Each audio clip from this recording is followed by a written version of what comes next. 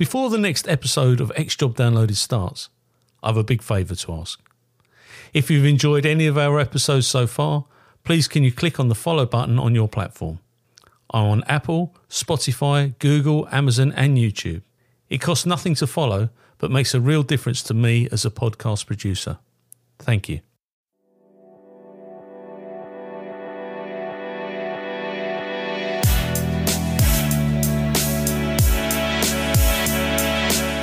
My name is Paul Maleary, and for 30 years I served with Essex Police.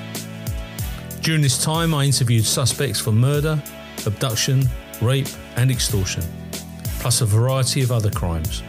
Now I interview former police and military personnel and anybody else who has an interesting story to tell. Sit back and listen to X Job Downloaded.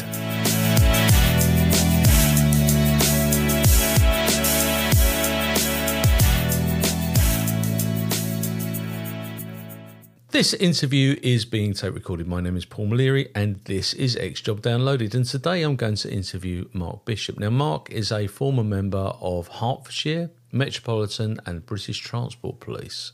Where did it all begin for you? You're a massive gooner, but where did life begin for you and what was your inspiration to join the police? Well, I was born Barts Hospital near Smithfield Meat Market. Yep. So, you know, real central London. And I was dragged up in the Angel, Islington, a place called Goswell Road. Yep. Right next to a really old school, famous school called Dame Alice Owen's. And we lived above like a warehouse type place. It was like a big flat. And we lived there. The place is, I mean, Angel, Islington now is really up and coming sort of gentrified gaff. But yeah. When I grew up there, I mean, you still had bomb sites. So we used to play on the old bomb sites where they hadn't cleared the place yet, but there was a real community there.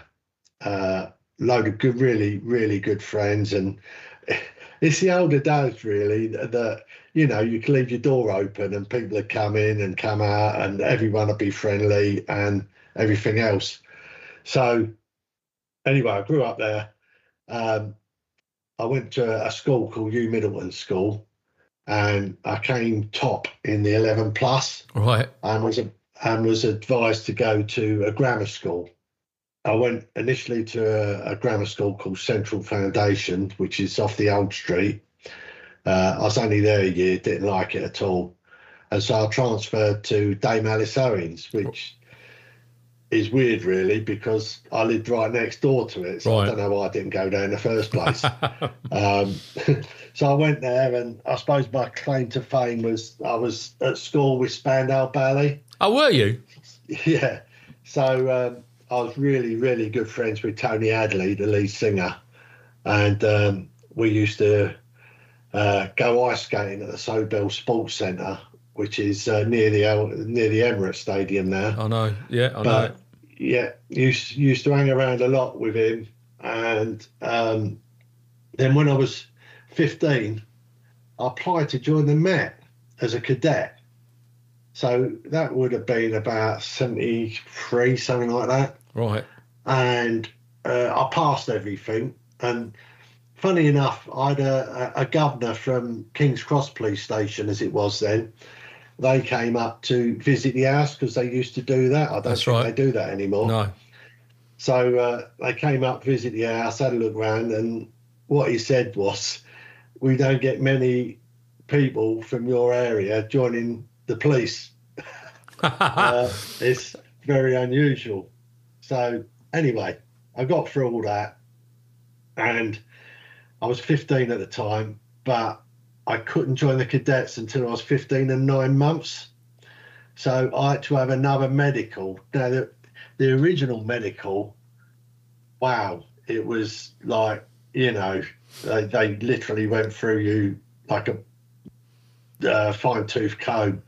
You were like all in a line. It's like a conveyor belt, and you went in, you had your teeth looked at, you had your eyesight looked at, and then you went in front of a panel, stark naked, with a little mat with a couple of feet indented into it, and you were told to turn around and bend over. What was that all about? I didn't get. No, I didn't get it either. Anyway, after 6 months, they sent me a letter saying you got to come back for another medical because you can't join the cadets until 6 months had passed. So I went, and they found me on my eyesight, and they said you needed glasses, and as a cadet then you couldn't join with glasses. So that scuppered me a bit. So the school moved out from Islington to Potter's Bar, where it is now. I went out and done a few months of A-levels, but I just got fed up with the travelling, to be honest with you. Mm. So then I got a few jobs after leaving school, and I got a really good job with a record company called Phonogram down the West End, and I loved it. I thought it was really good. Where were Phonogram based? Park Street, just off of the top end of Oxford Street, near Marble Arch. Yep. So, I was there, and we used to, I got friendly with people from Warner Brothers and all that, and we used to swap records because I used to like groups like the Eagles and all that, and they used to like groups like the Boomtown Rats, so who I was not looking after, but, they were in your stable. Company. Yeah. So we used to swap LPs. Well, I never. Anyway, while I was there getting on, the Met Police sent me a letter saying, you're now 18, you can join the old bill. Without thinking about it, I dumped the job. Oh. And joined the Met, and I went to Hendon on the Monday and came out on the Wednesday. Really? I hated it, and looking back, I think it was a knee-jerk reaction, and I was in a job that I was loving, and I don't know where my head was really, and I didn't give it enough chance. What year were you 18? That would have been about 77, 78. Right. My mind just weren't in the right place, and I came out and didn't know what I was going to do. I don't know why I always wanted to join the old bill initially. Anyway, ended up as a telephone engineer in South London. As you know, I'm North London, and South London don't. They don't cross the divide very often, do they? Like going around the big estates there, sort of the North Peckham estate and the Aylesbury estate and all around there. We used to have to go onto these estates mob-handed because our vans would be broken into or we'd be mugged for the telephones. Bloody hell. So I done that for a while. I met my wife, my first wife, and we got married rather quickly. She'd been married before. I was a bit of a toy boy, really, because I was 21. Well, I was 21, she was 33. Right. And had 2 kids. So, and her daughter was into dance. Right. So while I was still in the GPO, we opened up a dancewear shop in Wood Green. Okay. And I'll tell you what, that's a good point, because I can't remember when the Broadwater Farm riots were. Our dancewear shop was there when the Broadwater Farms were there, because I came home one night and there was like vans, police vans, right along Wood Green High Street and all along a place called Lordship Lane. Yeah. And it's only like the next day, because obviously those days, no mobile telephones or social media. No. Which actually was quite wonderful. But anyway, so I was running the dancewear shop as well as being a telephone engineer. And then we sold the shop and moved to Wembley. Right. Moved to Wembley. And then the marriage went sideways. And I went back to live with my mum and dad at the Angel. Right. Still working for GPO. October 85, Broadwater Farm, Keith Blakelock. Oh, there you go then. A weird time seeing all those old Bill fans. Yeah.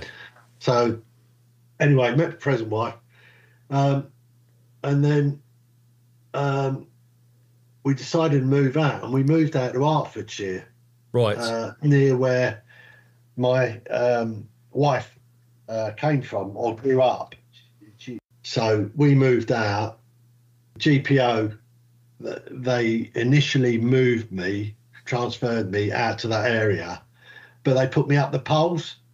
Right. Which didn't appeal to me because, I mean, I get a nosebleed looking off a curb. So I can't do heights. I complained about that, and then they moved me to Harlow, which was like miles and miles away from where we were. We were up in a place called Bulldog. Yep. So I left and I joined a thing called Chubb Fire and Security, doing fire extinguishers. Yep. Which was an awful job. It was just horrible. It was commission based. And then one day we was in a place called Letchworth, and Hertfordshire Constabulary had a van there, a recruitment van. And I said to my wife, you know what, I think I'm ready now.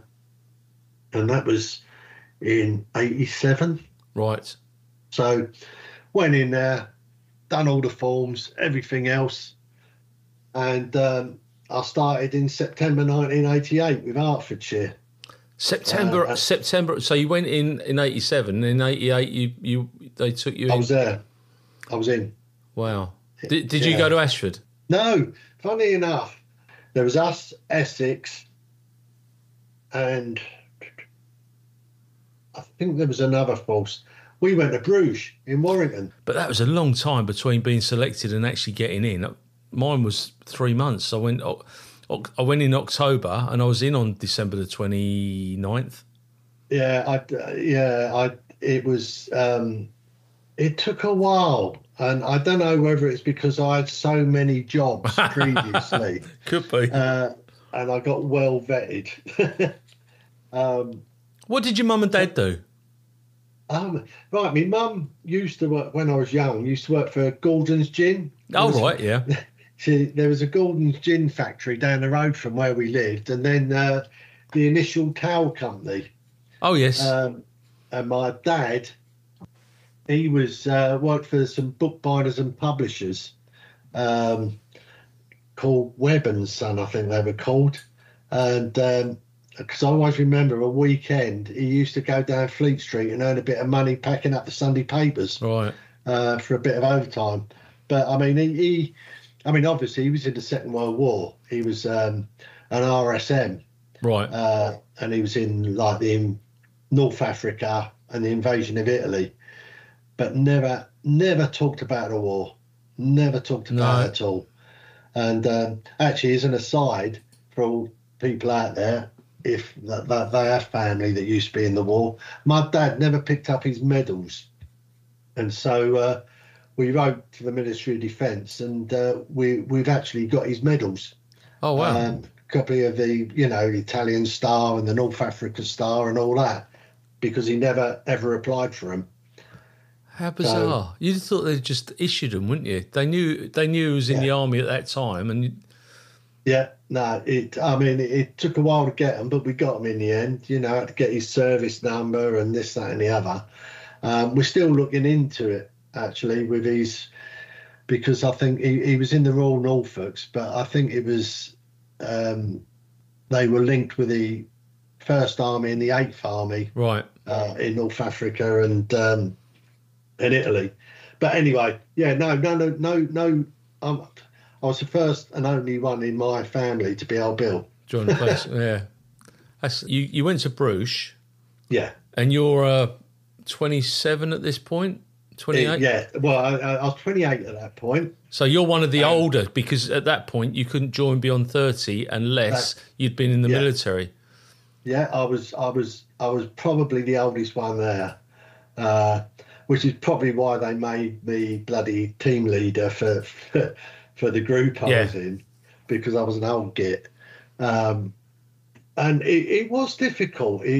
it was difficult doing exams and learning again because I've been out of schooling for 10, 11 years at that stage. Right.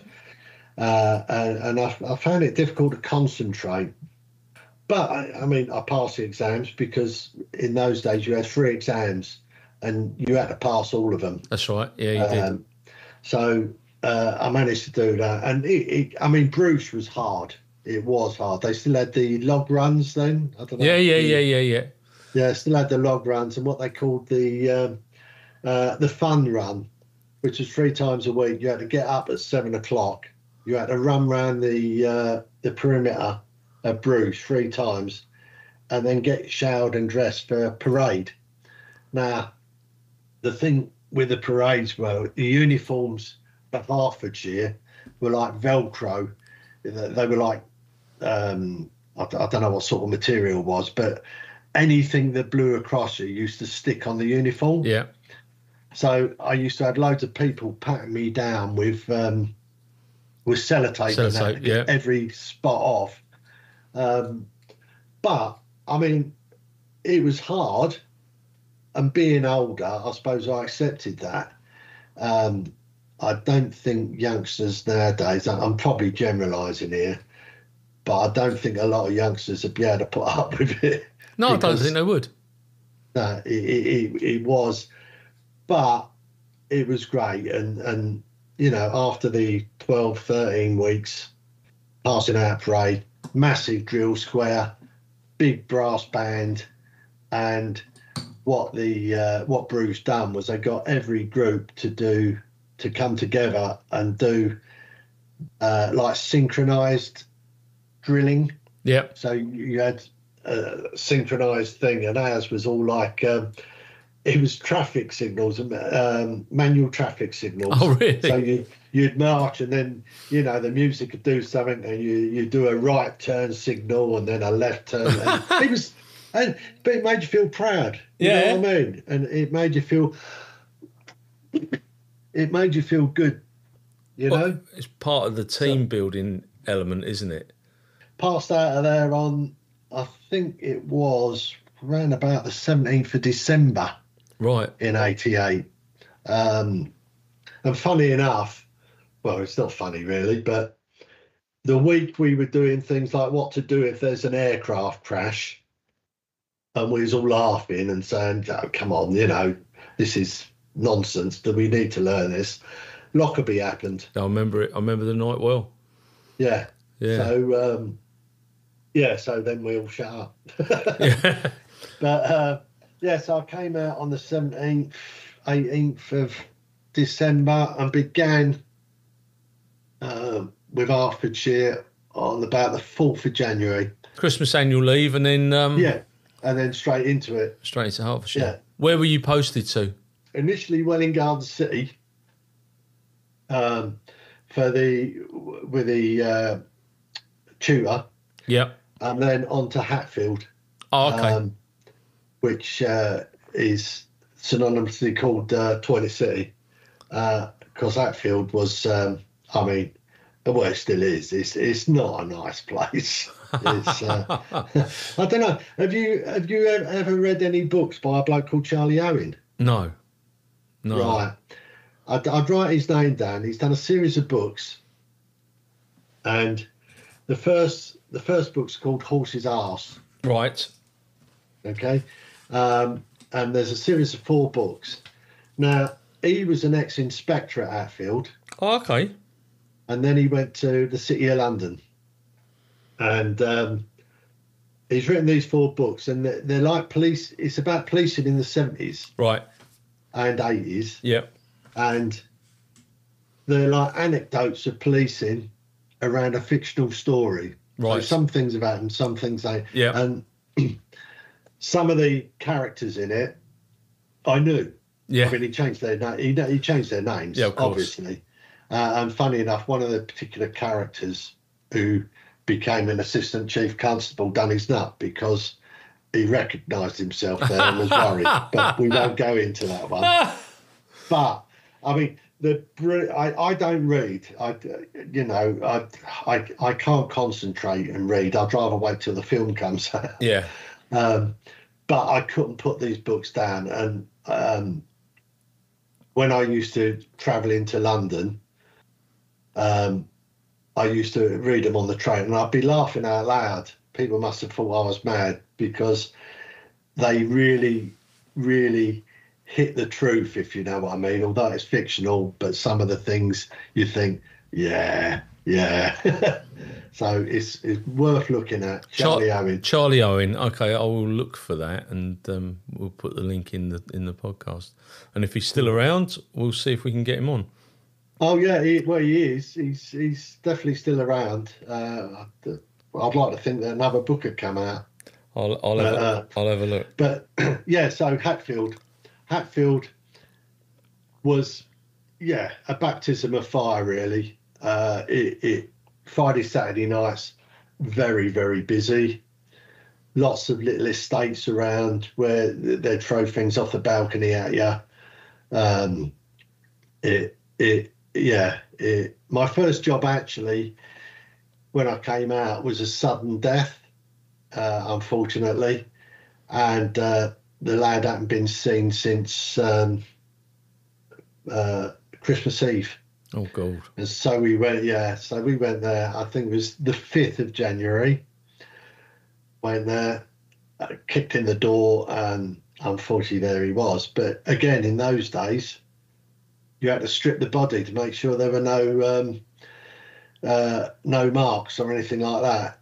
So that was definitely interesting. Yeah, I mean that's an interesting point, because there were some fundamental mistakes made at scenes where officers had missed injuries. I mean, we normally there'd be a lot of claret all over the floor if someone had been stabbed, but it didn't always follow. But it was.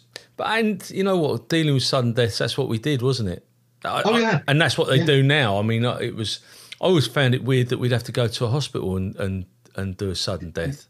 Yeah, that was alien, because they were already in a hospital. But I get it, because nobody known why they died, or why they been taken into the local hospital. Yeah, it's a different ball game now, isn't it? It is a different ball game. Oh yeah, I don't think they do that anymore. I don't know. I mean, I'll see if I can find somebody who's still serving. They'll be able to tell me. But so you're at Hatfield. Yeah. What sort of work would you attend? I mean, what was the most exciting part of working in sunny Hatfield? In a bizarre sort of way, it was the public order situations. It got the adrenaline going. We were never violent.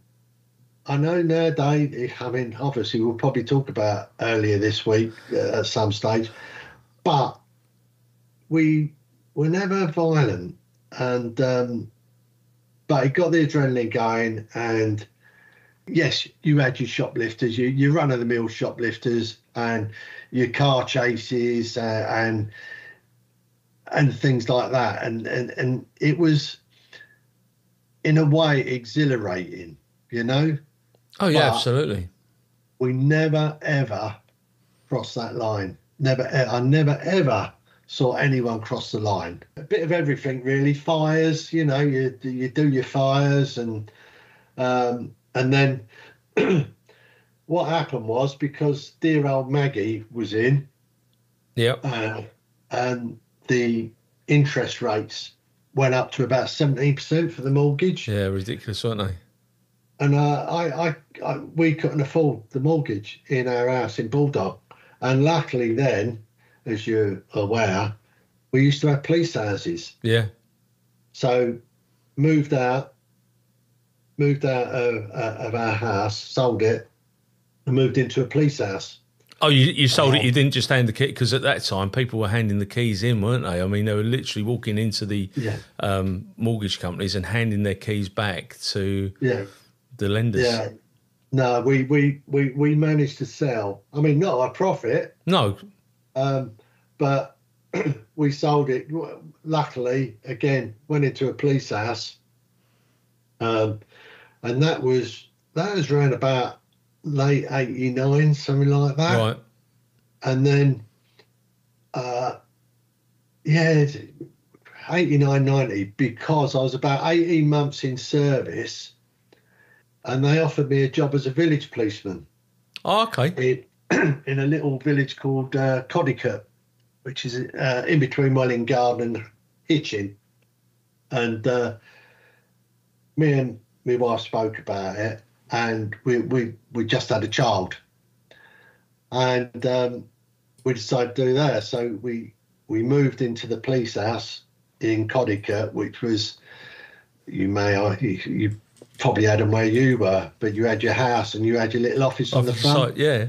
And a bicycle. It was just like Heartbeat. And for me, it was a bit like Hot Fuzz, because there's me coming from the centre of London out to this leafy little village in Hertfordshire.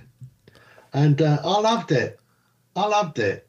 It was probably what I enjoyed most with what they call community policing. Yeah. What I done initially, I went in all the pubs. There was 6 pubs. Went in all the pubs. I said, look, I don't mind. You can do afters.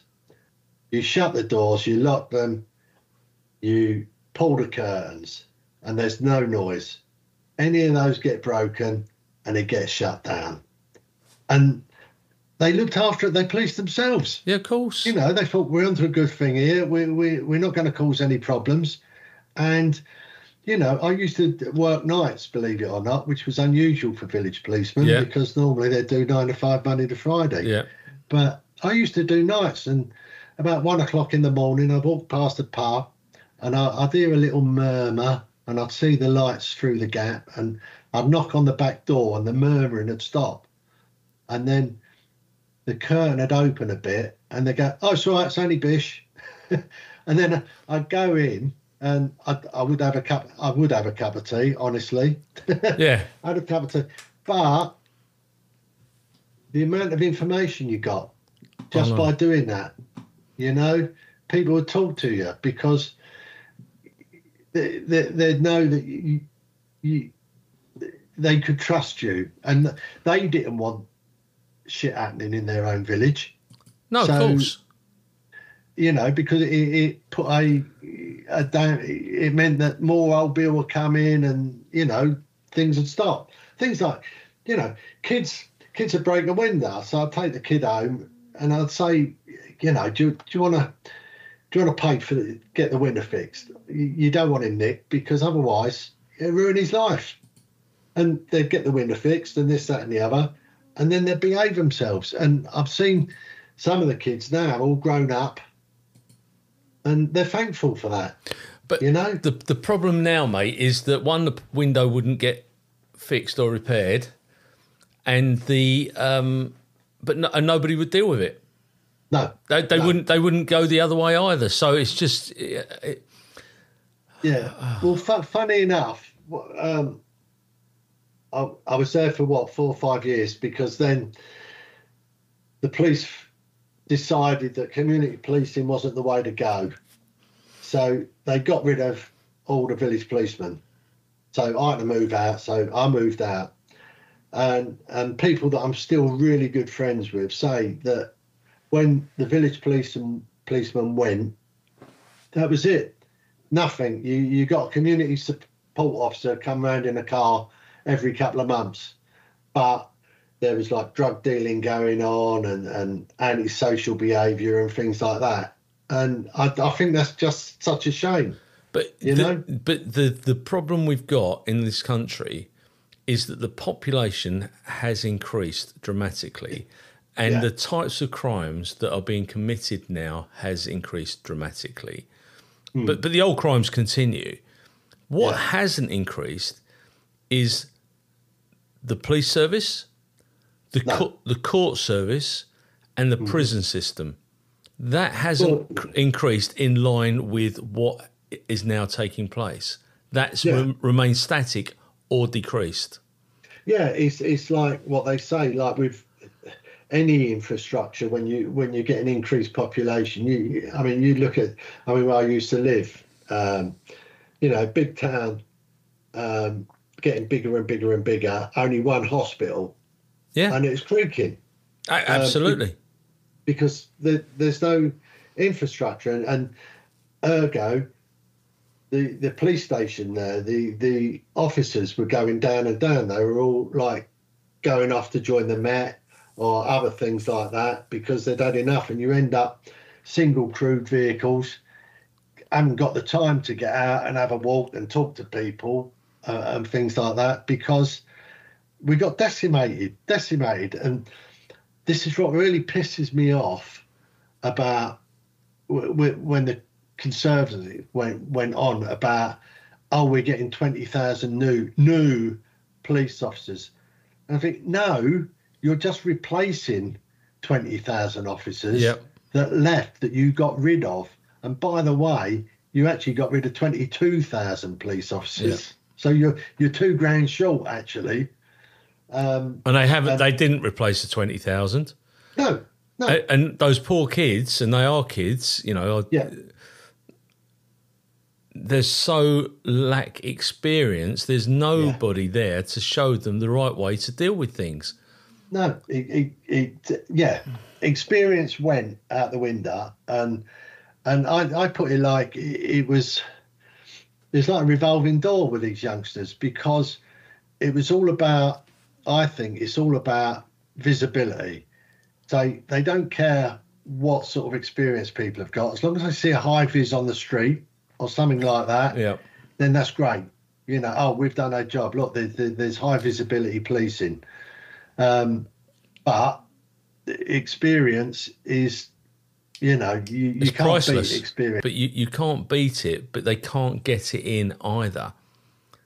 Nobody wants to stay. And why would they want to stay? Nobody wants to help. Everybody's got a camera in their hand. Look, what that PC did at Manchester was outrageous.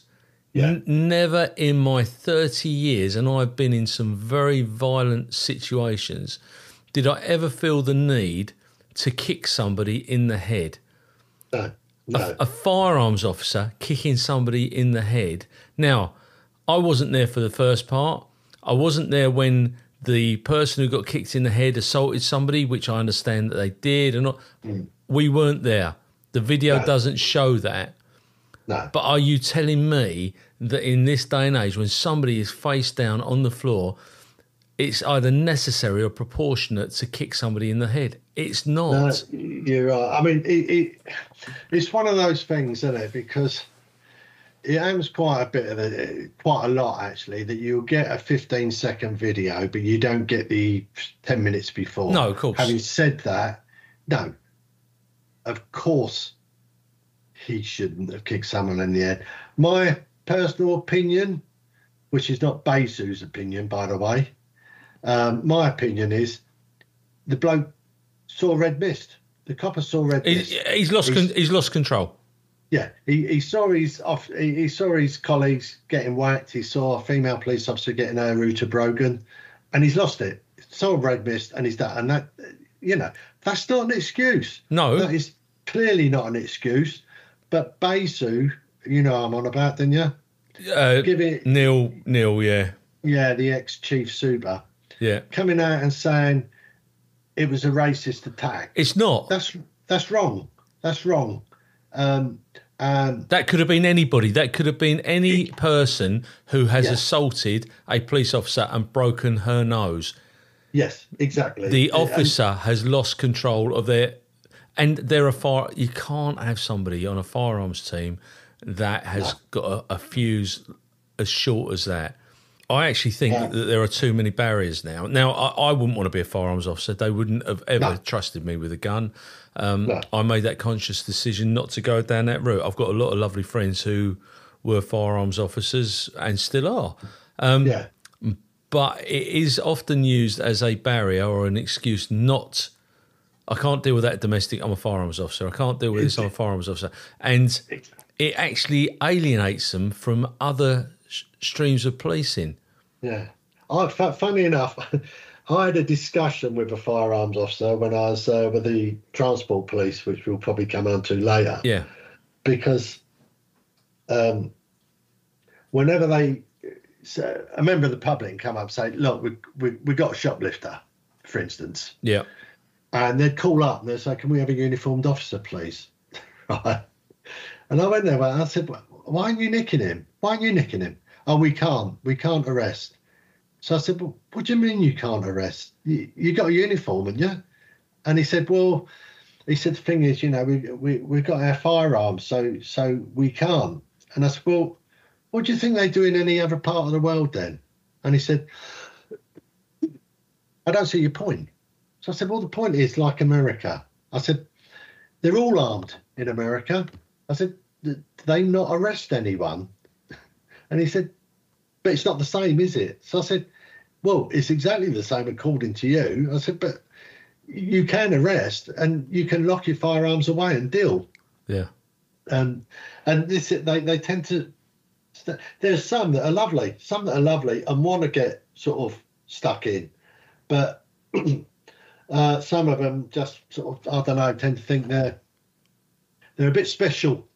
Yeah. I look, I mean, if you look at this lad in Manchester, I never shied away from a scrap. Never in a month of Sundays would I shy away from it. But equally, I would never give anybody an unwarranted beating. You know, that wasn't what... I had a incident where somebody had done an armed robbery and they ended up ramming the CID car that I was in, and I got out and I had my baton, and I've been quite within my rights, if that makes sense, to clout him round the Swede because he had his hand down his trousers. I thought he was getting the gun out. He actually was getting £10,000 out and throwing it up in the air. And but I was hitting him as hard as I could. You know, central mass of the leg, central mass of the arm, all that. Yeah. But I didn't have to resort to, when he was on the ground, giving him a kick in the head. And my adrenaline was properly going. I'd been rammed. I feel for the officer because the red mist has come down, but undoubtedly... Yeah. And he's lost his job. Potentially. He's got to justify it, that's for sure. When they got rid of the village policeman, I was posted to Hitchin. Right. And then we had the first case, I believe, of excited delirium. Oh, yeah. In cocaine excited delirium. What it was, I was working, I was on the night shift. I was a bloody station officer. Night shift. Yeah. So behind the counter where nothing happened. And it got to about 5-6 o'clock in the morning. I sent my mate out up to the 24-hour garage to get me a packet of cigarettes. And then it came over the radio and he said, there's some bloke running along.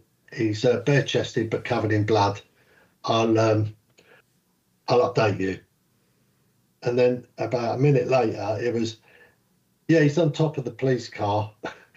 And he said it, kicking shit out the police car. Oh, dear. So we all jumped, there was 5 of us, jumped into a police car. There's arms and legs everywhere, hanging out of windows and God knows what else. And we went up there. And the garage was opposite Hitchin train station.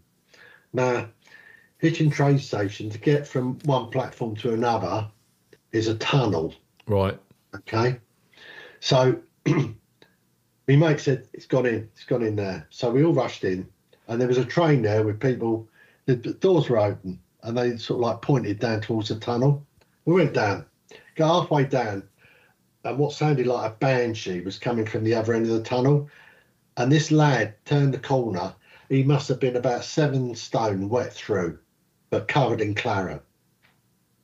So he was walking up to us. I got out we had CS then, not pepper spray. Yeah. CS.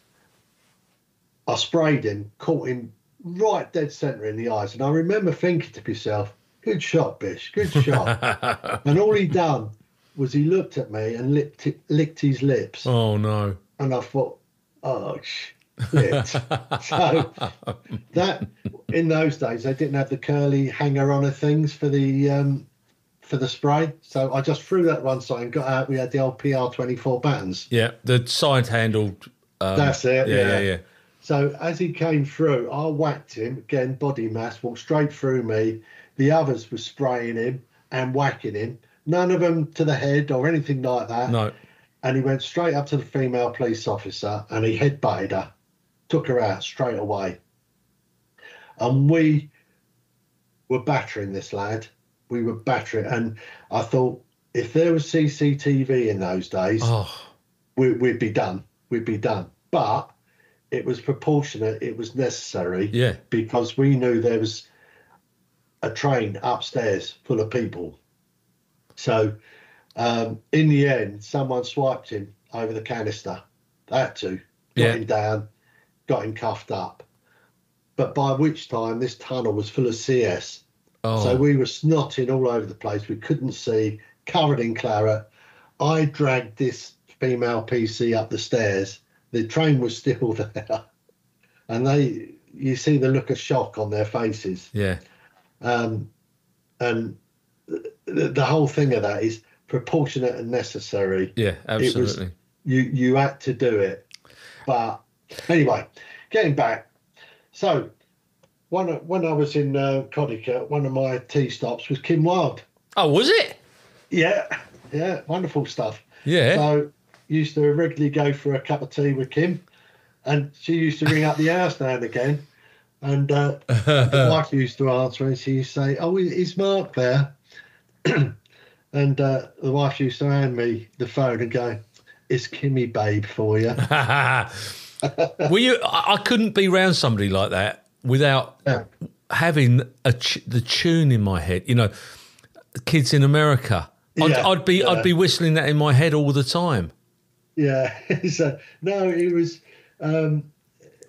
She's lovely. She was lovely. I had a bit of a row with her mum, but that's a different story.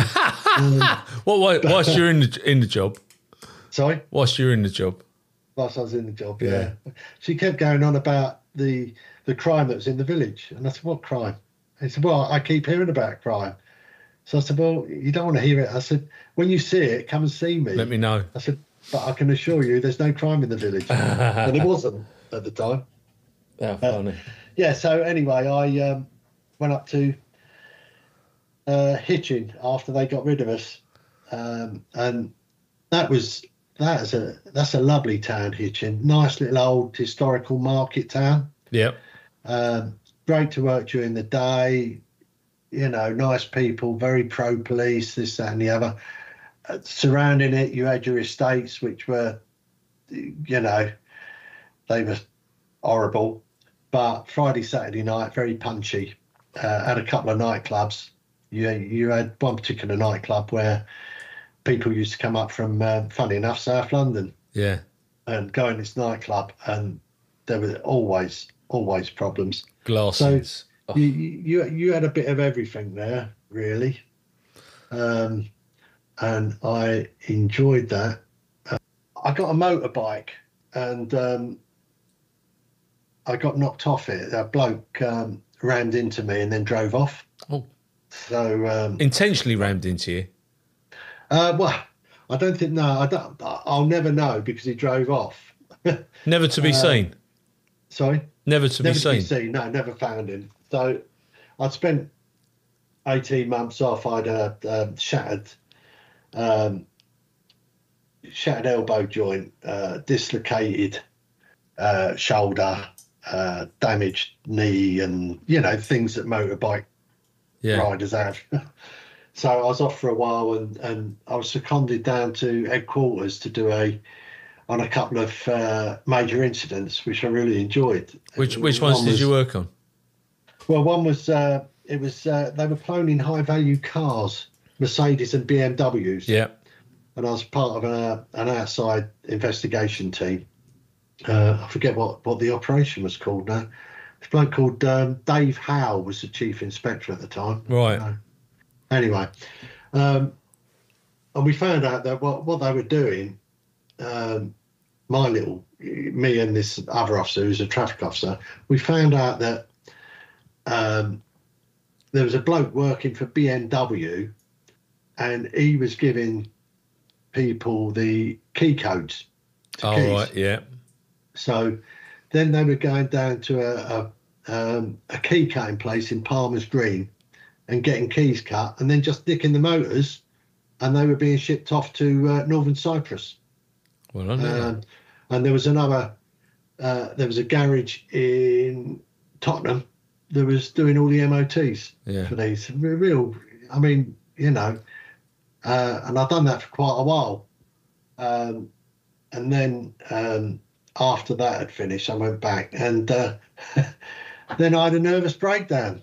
Oh my God! And I was off for quite a while. I don't mind talking about it because I think a lot of coppers should talk about it, because I sort of went missing, and at that time I had a pager, and my governor, lovely bloke, he paged me and asked me to ring him. So I rang him, and he said to me, he said, "You've got to tell me where you are, Bish." And I said, "No, I ain't going to." And he said, "Well," he said, "you know where this goes. I've already been round your home and spoken to your wife."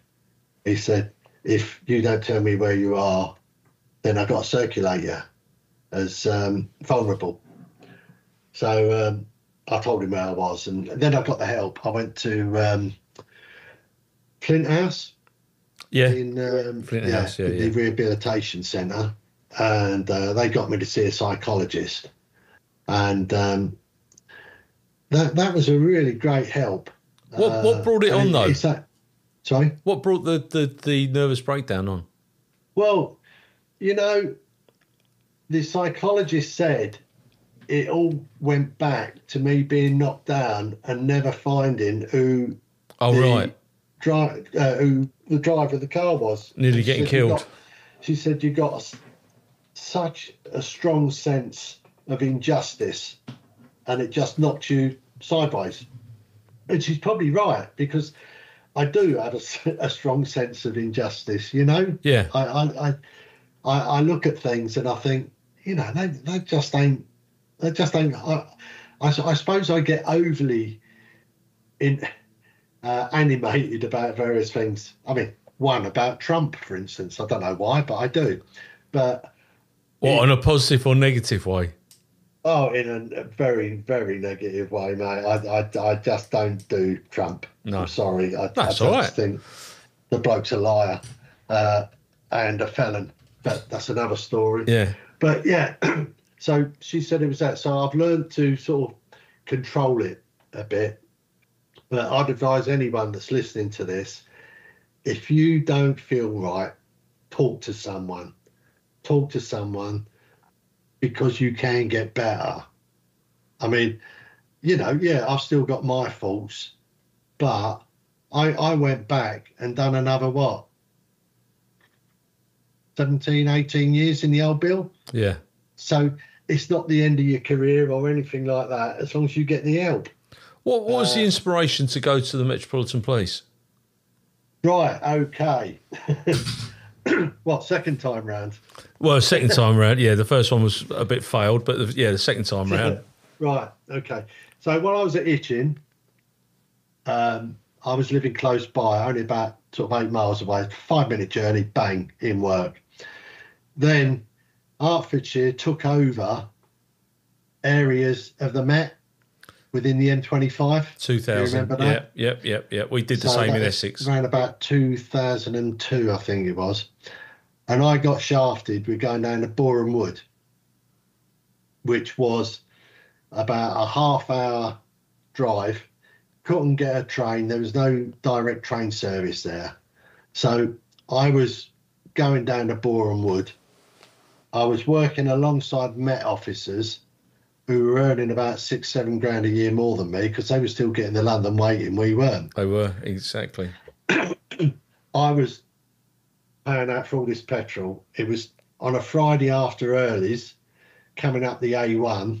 It probably had taken me about 2 hours to get home. And I just got the hump, and I thought I might as well jump ship here. So I applied for the Met, and initially they gave me Southwark, and I told them to stuff it. I wasn't going to do South London, because I applied for West End Central. Right. In the end, bizarrely, they gave me Islington. I thought, great. I know the area, lived there, this, that, and the other. Yeah. So I went down to Islington. bit of a problem with getting all my driving qualifications transferred down to them. So I was basically a radio operator for a while. And funny enough, first day, I couldn't do it. They said, "Oh, we've got no, just sit in and do some paperwork." And I said, "No, I'll put my big hat on and go for a walk." And they went, "What?" I said, "I'll go for a walk." And I went down, the Nick was just behind a big market called Chapel Street Market. Yep. I don't know if you've heard of it. Yeah, I have. I used to go there as a kid. So I walked down Chapel Street and all the market traders, the stall holders, going, "Oh, Bill, on foot, what's that all about?" And this, that, and the other. And I stop and have a chat with them. And then I go, because my mum was still, my dad had died in the meantime, but my mum still lived down in Islington. So I used to go to her for a cup of tea and that. And yeah, I went there, but I just couldn't get on with it, to be honest with you. It wasn't the work. I just didn't fit. Put it that way. In what way? Probably the policing style. Right. And it was weird because you had like things like Geordies and Scots saying, "Oh, he's a carrot cruncher from Hertfordshire," and I thought, hang on, mate, I come from here. Yeah. This is where I was brought up. How dare you? But I just couldn't get on with it. Whether or not they thought that I was a bit of a plant or for, the internal affairs or whatever, I don't know, just couldn't get on with it. So after about, I'll tell you one bit and it's up to you whether you want to edit this out. Went to a place called Upper Street. Bloke had smashed the window. I went there. Bloke was drunk. I nicked him. He was all right, but he, put the cuffs on. But as per usual, with anyone that gets cuffs put on them, they struggle a little bit. Yeah. Not too badly, but a little bit. So, unbeknown to me, the colleague I was with called for assistance. I don't know why, because it was being dealt with. Anyway, van turned up. Quite a few officers got out and kicked this bloke to the floor. So they bunged him in the back of the van, said, "Meet you back of the Nick." I went back to the Nick. The bloke was sitting there and he was in a bit of a state. I mean, he had a boot, put it this way, he had a boot print on his face. Mm. So the custody sergeant said, "Right, you got to get a doctor for him. How did he get those injuries?" So I said, "Well, did you not ask the people in the van that brought him in?" "No, your name's on the sheet, your responsibility. What happened to him?" So I said, "Well, I really don't know." So got a doctor out, and one of his pupils was more dilated than the other one. Mm. And so they suspected brain injury. So got an ambulance, taking him up to the Whittington Hospital. And on the way, I was talking to him and I said, "Do you know what's happening, this, that and the other?" And he said, "No." I said, "Well, we're going to hospital." I said, "Just a bit of problem, I've got to sort you out." And he laughed and he said, "About my eye, isn't it?" And I went, "What do you mean?" He said, "Yeah, I got this. It's congenital." He said, "My dad had it and my grandfather had it. He's got one eye more dilated than the other, pupil." And I just thought, no, I can't have that. I've got to be able to trust my colleagues, Mm. So I rung up Hertfordshire the next day and they had me back. They had me back within 2 months. Oh, really? Back at Boreham Wood. Oh, right. Yeah. Oh, yeah. Yeah. I wasn't going back to the place where I was before. So that happened. And then what happened? That's right. The 7/7 attacks, 2005. Yeah, 7th of July. Yeah. So that happened. They wanted mutual aid. I'd already put in for a transfer to BTP. because I really didn't want to be in Hertfordshire anymore after 17 years. So I applied for there. They asked for mutual aid. I asked if I could go on mutual aid because I told Hertfordshire, look, I'm going down there anyway. And they said, no, you're staying at Borehamwood. So eventually I got in, and I went in. I joined BTP on the 31st of October, 2005. And where did you get posted? King's Cross. Oh, okay. Yeah, King's Cross. So ideal, straight on the train. 17 minutes, I was there. All your train fares paid for, this, that, and the other.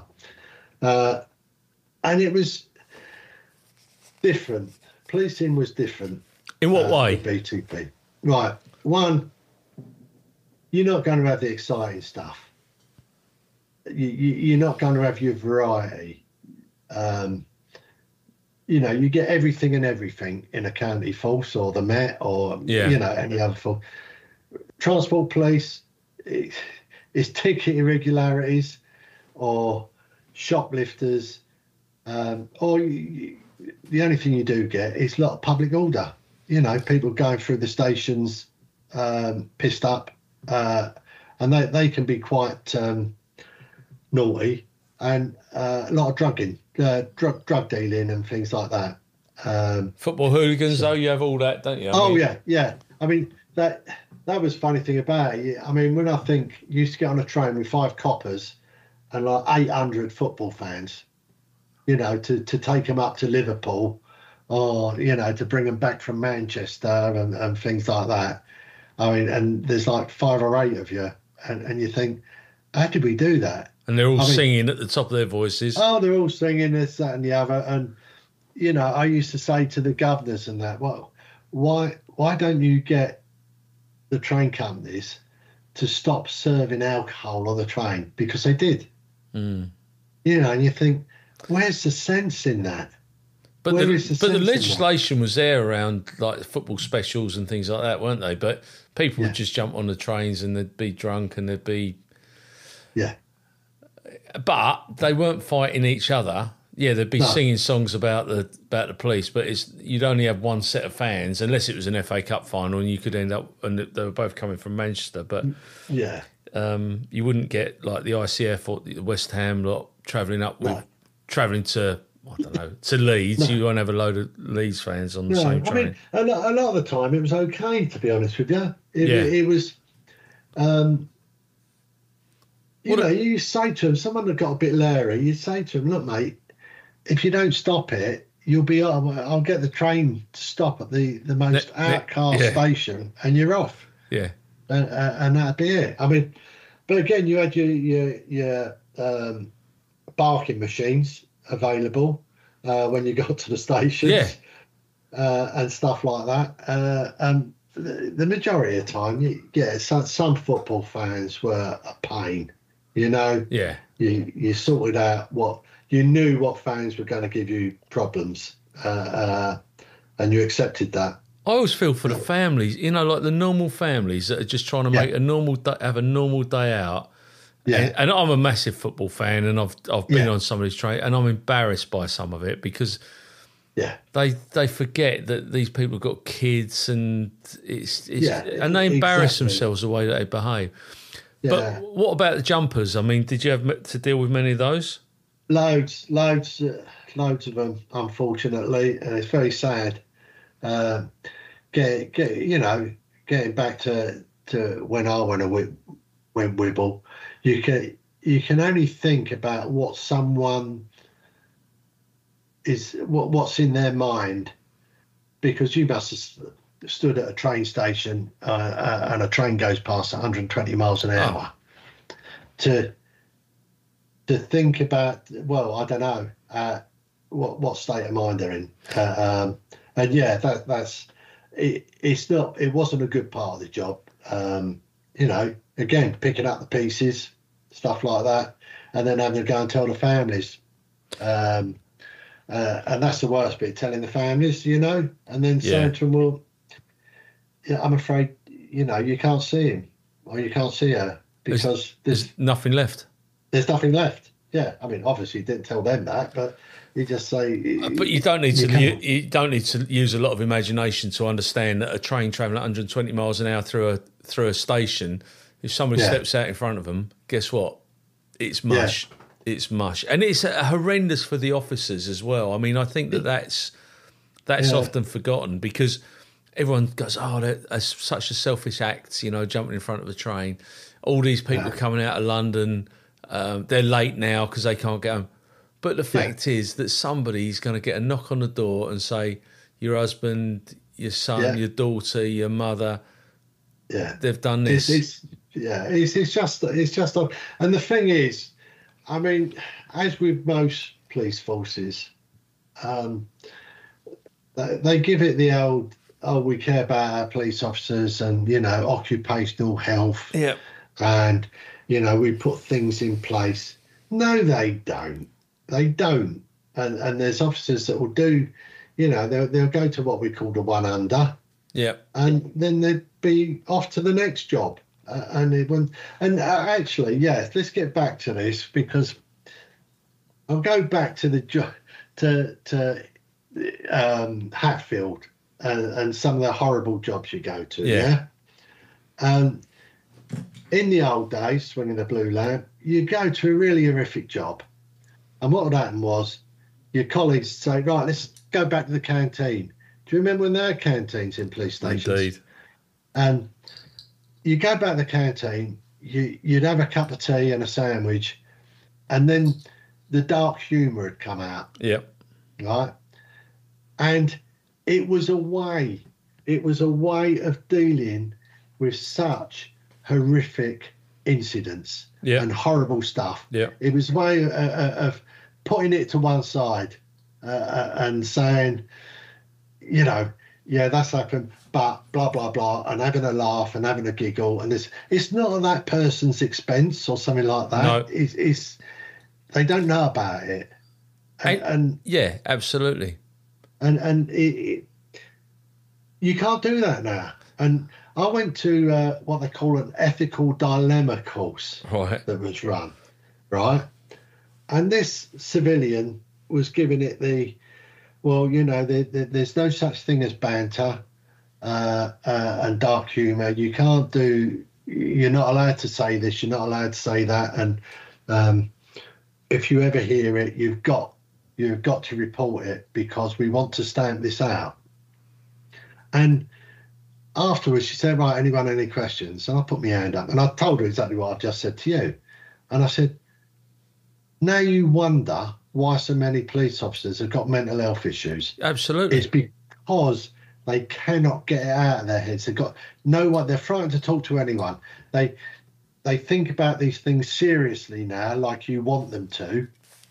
And you imagine going to shit job after shit job after shit job and thinking about every part of that and the family suffering or the person suffering and this, that, and that. And you expect them to be normal. And I'll go back to the lad at Manchester. We don't know what he dealt with last week. We don't know that he didn't go to a cot death that has sat on his mind ever since. We don't know that he hasn't been the victim of abuse himself. We don't know it, and we're prejudging it. What he did was wrong. I'm not making any excuses for him. But there is no decompression for the police service anymore, and they will rue the day that they did away with the things that we had. They'll rue the day when closing police stations. Well, Who thought that was a good idea? As I said, the canteens. They said, "Oh no, you've got to get out there. You've got to reach with the public to, high visibility." So we used to go into like service stations and you'd be queuing up for something to eat, and you get people coming up to you saying, "Shouldn't you be out patrolling rather than eating?" And I think the trouble is the general public do not think of police officers as humans. No, of course they don't. We're police officers. We're automatons. And it's funny, on Wednesday, when was it, Wednesday? Prime Minister's Question Times. Quite rightly, Keir Starmer and all the rest of the leaders up about the army lad that got stabbed. Yeah. You know, our thoughts are with him and his family, this, that and the other. I don't know if you was aware, a DC got stabbed in Franklin Prison the day before, got stabbed in the chest.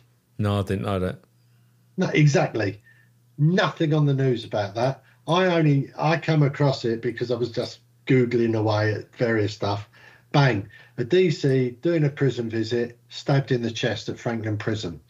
Nothing from, you know, we also like to give our thoughts and prayers to whatever, because it don't matter, does it? Doesn't suit the narrative, does it?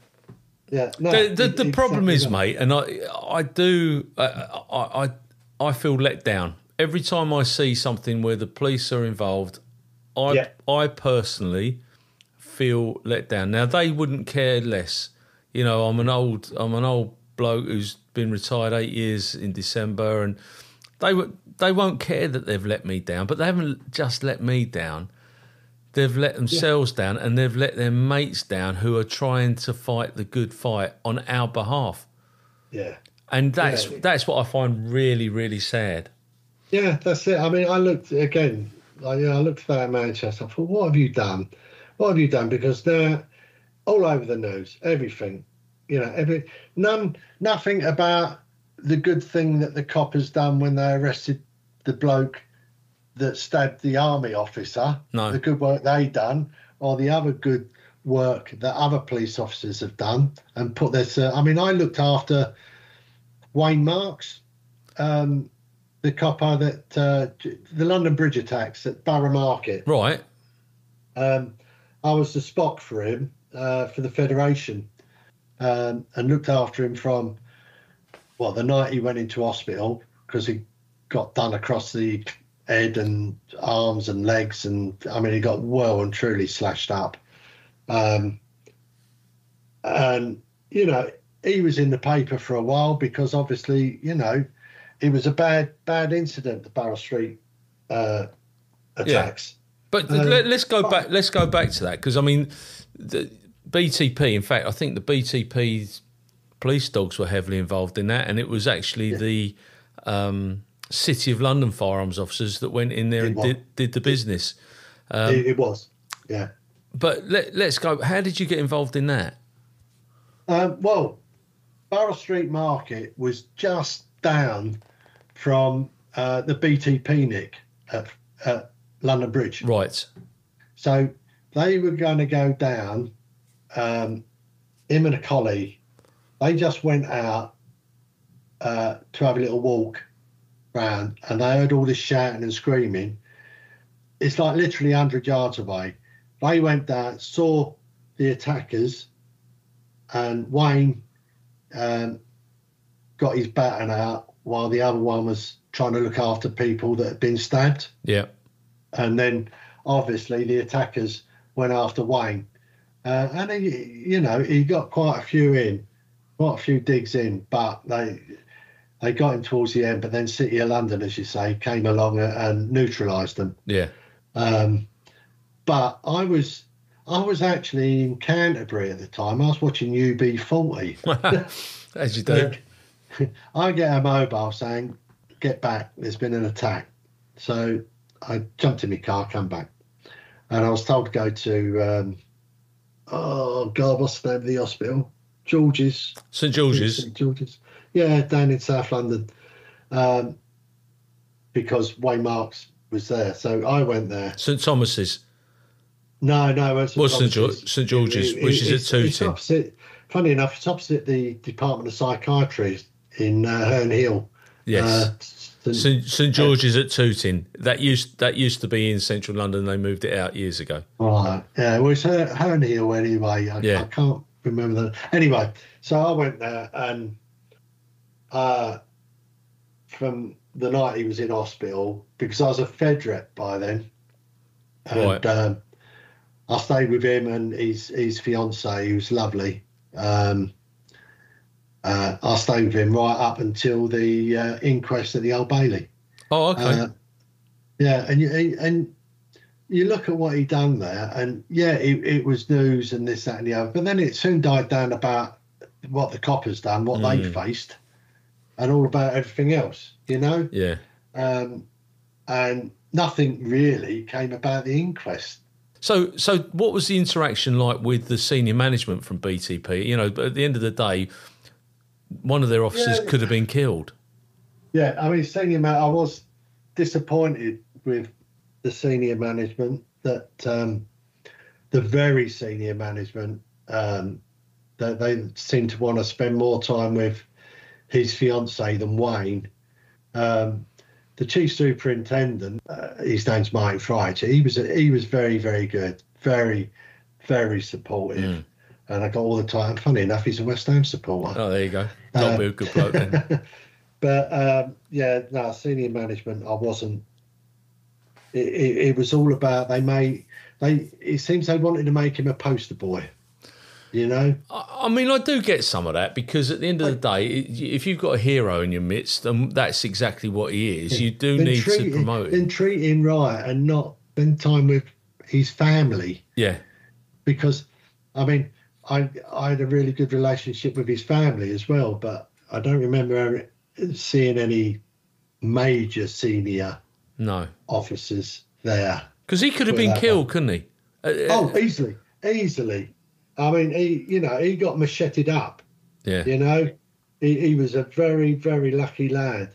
It was a horrendous night. He got the medal, and quite rightly so. Yeah. But they don't make up for. No. You know, he spent probably a lot of time being counselled, looked after and counselled. Yeah, exactly. Because there was a Millwall fan who dined out. Yeah, come on, you want some? Yeah, come on, you want some? I mean, he's it was a terrible, terrible night, and I know some of the officers involved. Yeah. What was the highlights of working with the British Police Service? Do you know what?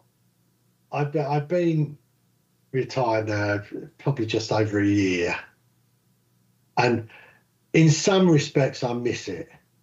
I miss the comradeship. I miss the friendships that you make. And this may sound really, put your head in a bucket. I miss helping people, you know. And I used to put the uniform on, and I used to feel good. Yeah. You know, you go out there and people will come up to you. The majority of people will come up to. I mean, like when I was BTP, King's Cross, then Eurostar opened at St Pancras. Yeah. So I used to stand outside arrivals at St Pancras, right, with my big hat on. I mean, a lot of the young coppers always wanted to wear the flat cap, right? But I didn't get that. No. I wore the big hat, and all these people had come out of arrivals at Eurostar. First thing they'd do, to come up, they'd want a photo with you, and they'd talk to you, and you'd make all these friends.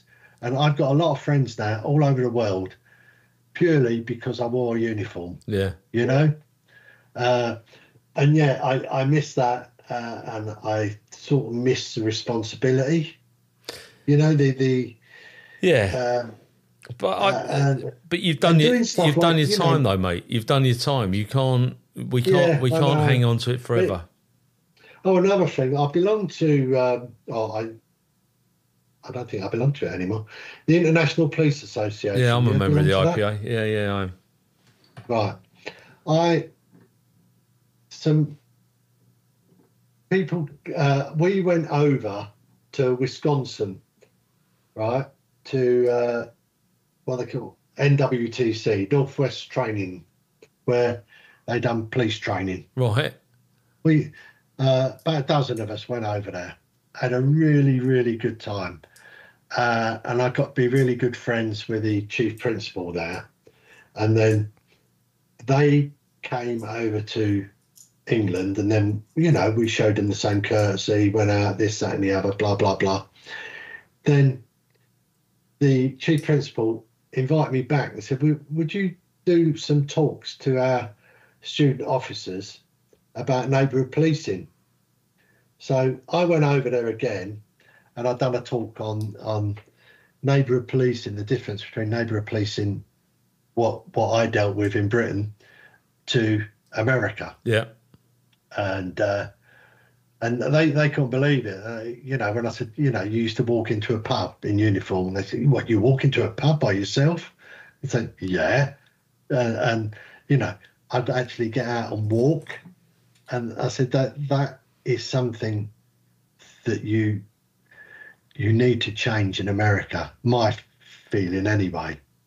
So, but we're going down that route, mate. We are going. We are going headlong into the same model as the Americans. We are a reactive force. Exactly. We only come out. They only come out of the police stations when they have to attend something.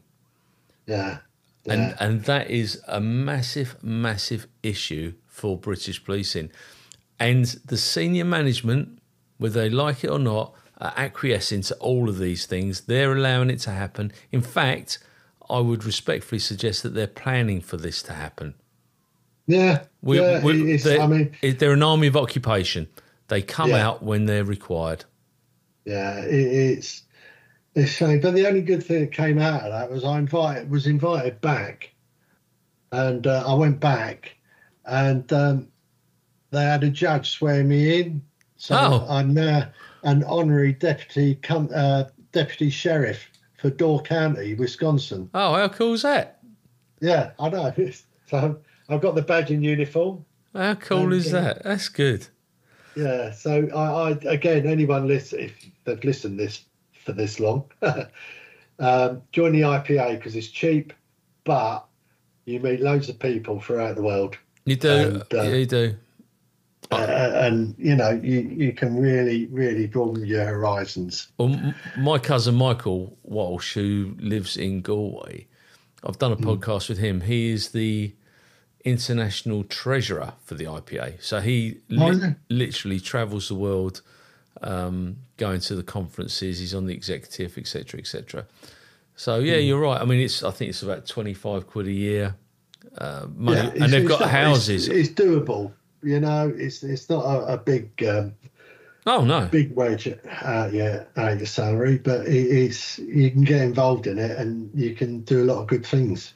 And there are houses all over the world that people can go and use. That's it. They've been purchased by the IPA.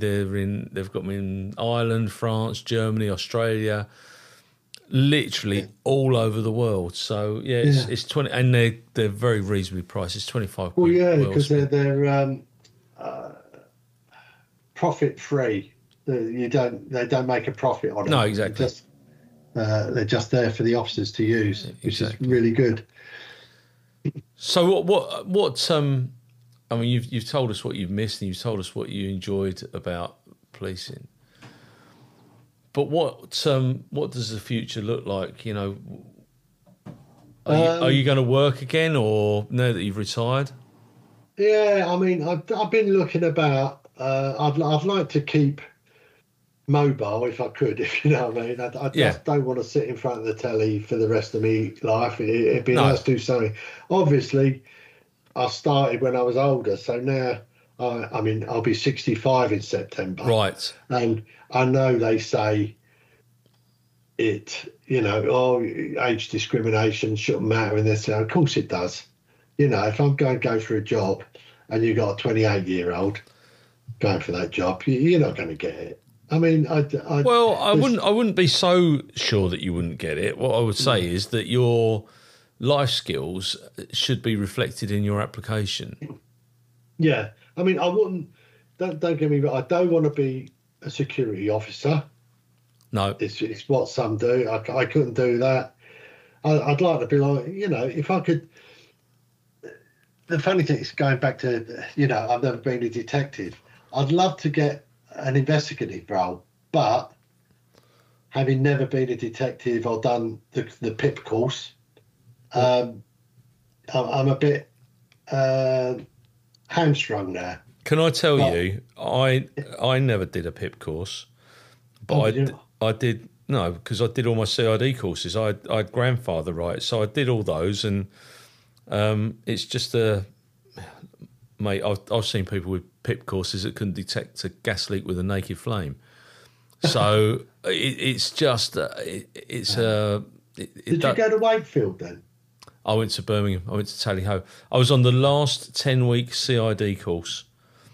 And, you know, I was a DI, temporary DCI, did all that. Worked on major crime. Yeah, all right. The modern world is that they do PIP 2 and PIP 3 and all that sort of stuff. But as I say, ticking a box doesn't make you an investigator. No, it's funny because, funny enough, a job came through and I applied for it, and they actually rang me up and said, you're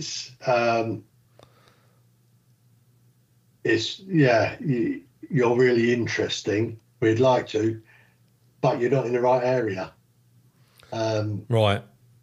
It was the wrong place.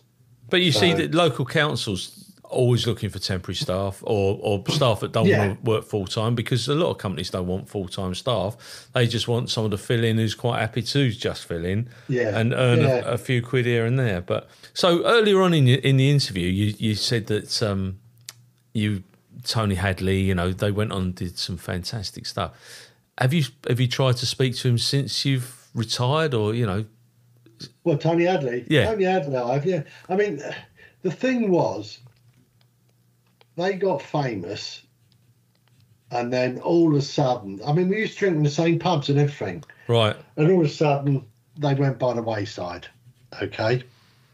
And I didn't see them at all. No. I mean, you know, I've got a couple on my Facebook. I've got Steve Norman, who played the saxophone. Yeah. Who's a really good guitarist, by the way, as well. Oh, really? I haven't seen Tony for ages, but I spoke to him on the phone a couple of times because he'd done his leg in Italy. Right. And I found out he's in hospital, so I rang the hospital up. And I hadn't spoke to him for about 30 years. And I rang the hospital up and they put me through. How funny. And I said, what you done there? And he went, who's this? And I went, it's Bish. And he went... How fun is that? Yeah. And I said we'd keep it. But it's one of those things. He's busy, I'm busy. Yeah. He's probably more busy than I am. You know, touring and this, that, and life's going different paths, don't they, at the end of the day? And I mean, I'll be honest, their music was never my scene. No. I was never into that new romantic music. Mine was more Eagles, Genesis, Pink Floyd, all that sort of stuff. It was never the, you know, let's get dressed up and... Nothing wrong with dressing up, mate. No. Don't make you a bad person. No. Mate, it's been really good talking to you today. But before we conclude this interview, is there anything you'd like to add, alter or correct in relation to today's statement? Blimey, that sounds a bit ominous. Yeah. No, it's all right. I think I think we've covered most things. I just hope people are interested, but I do want to say to people, if you're feeling off, down, this, that and the other, talk to someone, because it's very, very important. And absolutely. And there are plenty of organisations for former police and military personnel who are out there to assist. I'll tell you a really good one that was actually set up by an ex-BTP officer. It's called PTSD 999. We've interviewed him. Oh, have you? What, Gary? Gary, yeah, I've interviewed Gary Hayes. Gary Hayes was one of my first interviews. Yeah, Gary was on. We were on the same bomb search team for the 2012 Olympics. Oh, right. Good mates with Gary. Yeah, you see, you didn't mention bomb searching, did you?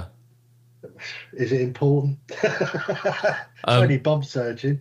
But yeah, Gary's a great guy, and yeah, I do. I speak to him on a regular basis, and I will signpost his charity at the conclusion of this interview. Yeah. Well, when you next speak to him, say Bish says hello. Yeah, no, I will do, mate. I will do. All right, mate. Listen, take care of yourself. Enjoy your day. I hope the sun is shining wherever you are in the world. And I will speak to you when you're older. Yes. See you soon. All right, mate. God bless. Cheers. Bye-bye. Bye-bye. Bye.